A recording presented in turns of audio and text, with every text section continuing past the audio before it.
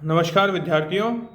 आज हम महाद्वीपों का प्रादेशिक भूगोल या विश्व का प्रादेशिक भूगोल जो तृतीय वर्ष का एक महत्वपूर्ण पेपर है, उसके एक भाग महाद्वीप उत्तरी अमेरिका का भूगोल के बारे में हम अध्ययन करेंगे। उत्तरी अमेरिका उन 7 महाद्वीपों में से एक है जिसके बारे में हम अध्ययन करते हैं और वर्तमान परिदृश्य में देखा जाए तो ये विश्व का बहुत महत्वपूर्ण राजनीतिक केंद्रण वाला और आर्थिक केंद्रण वाला महाद्वीप है। भौगोलिक दृष्टि से देखा जाए तो ये विश्व के संपूर्ण स्थलखंड के लगभग 16% भाग पर फैला हुआ महादेश है और इसकी सीमा पर 3 महासागर हैं। जैसा कि आप मानचित्र में देखते हैं कि उत्तरी अमेरिका के दक्षिण में जो हडसन की खाड़ी है उसके एक तरफ अटलांटिक महासागर, एक तरफ प्रशांत महासागर और उत्तरी तरफ जो उत्तरी ध्रुव महासागर है। तो ये 3 तरह से घिरा हुआ एक महाद्वीप है। और इसके बारे में और कुछ जानकारी हम देखें तो दक्षिण में मैक्सिको की खाड़ी और कैरिबियन सागर पनामा जल संधि द्वारा दक्षिणी अमेरिका से मिला हुआ है।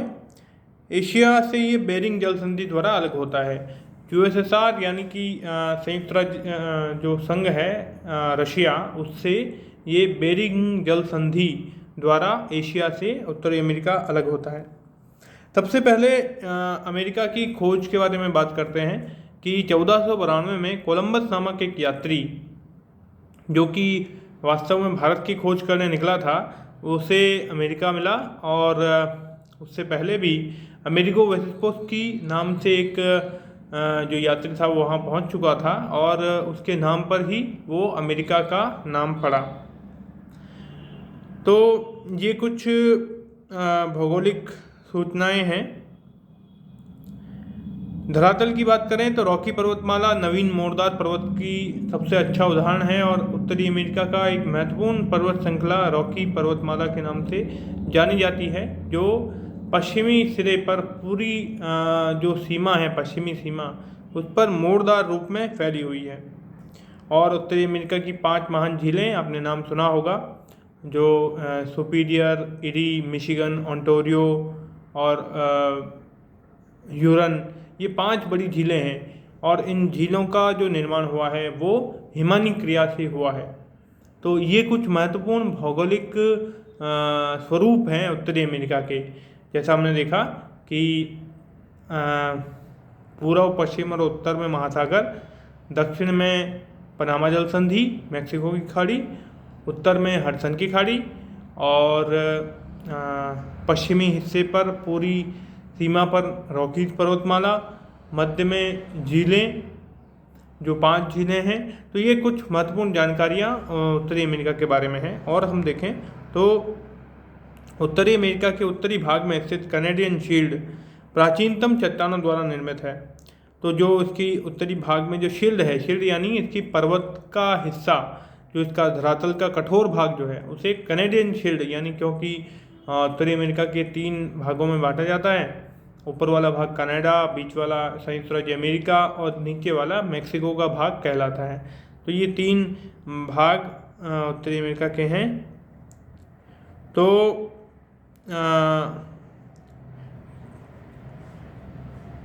इसके बाद हम देखते हैं कि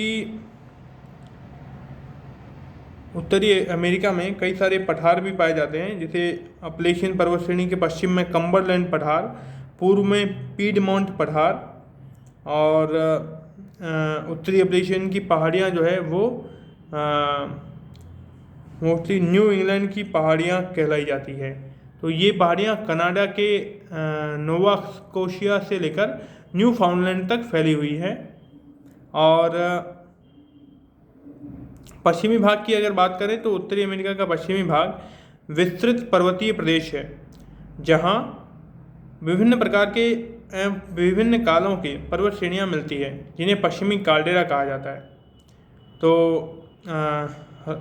पश्चिमी काल्डेरा पर्वत श्रेणी है और इसकी पश्चिमी काल्डेरा की महत्वपूर्ण पर्वत श्रेणी जो रॉकीज पर्वत है, उसके बारे में हम थोड़ी बात करते हैं। तो रॉकीज पर्वत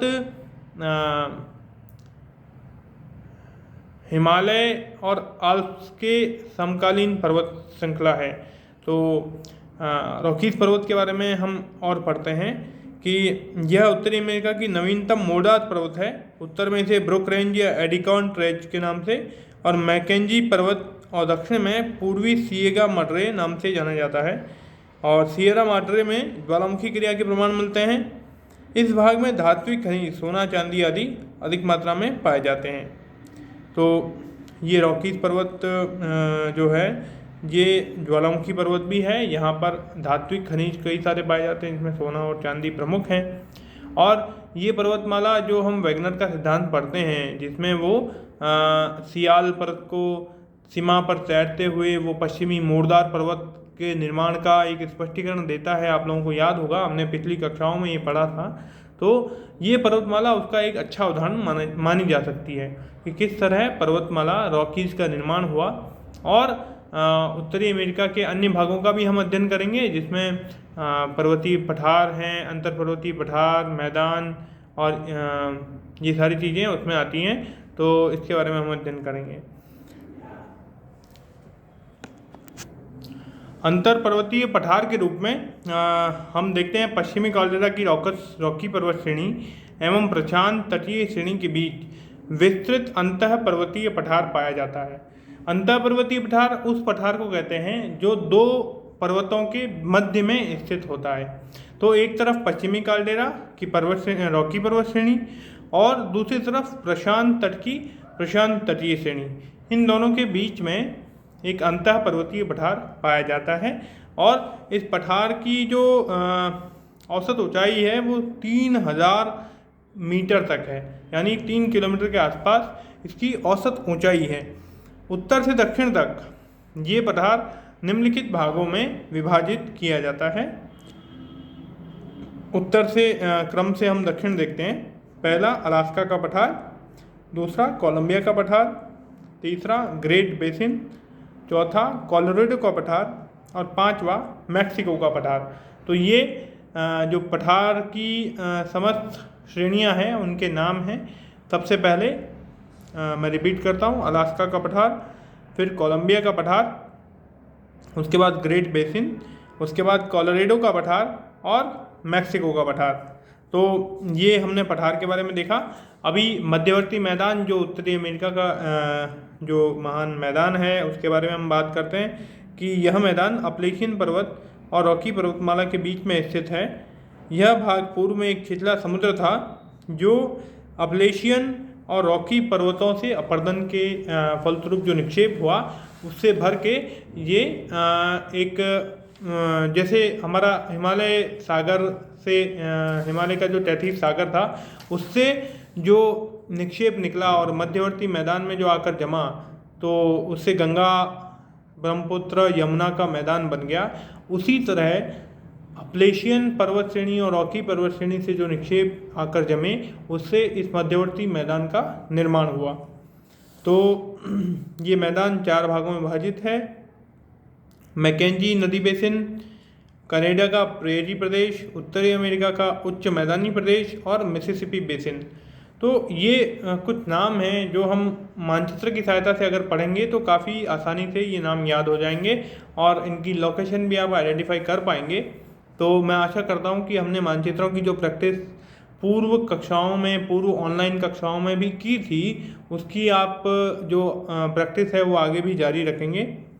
इसके बाद हम देखते हैं पश्चिमी द्वीप समूह, जो मैदानी प्रदेशों के बाद अंतिम जो भौगोलिक एक कारक है या हम कह सकते हैं भौगोलिक एक स्थल रूप है उत्तरी अमेरिका का, उसमें द्वीप समूह का एक बड़ा हिस्सा है। क्योंकि उत्तरी अमेरिका एक नया द्वीप है, अपने आप में एक नया महाद्वीप है और वहाँ से कई सारे लोग अभी भी यात्राएं करके और नए द्वीपों की खोज कर रहे हैं। तो द्वीप समूह के अंतर्गत कैरिबियन सागर में स्थित बड़े एंटिलीज, छोटे एंटिलीज और बहामा द्वीप आते हैं। बहामा द्वीप आकार में छोटे एवं इनका निर्माण प्रवाली चट्टानों द्वारा हुआ है। Cuba, Dominican Republic, Puerto Rico एवं जमैका जैसे द्वीप मिलकर बड़े एंटिलीज का निर्माण करते हैं। बड़े एंटिलीज में अनेक ज्वालामुखी पर्वत पाए जाते हैं। छोटे एंटीलीज का भीतरी भाग मुख्यतः ज्वालामुखी से एवं बाहरी भाग प्रवाली चट्टानों द्वारा निर्मित है।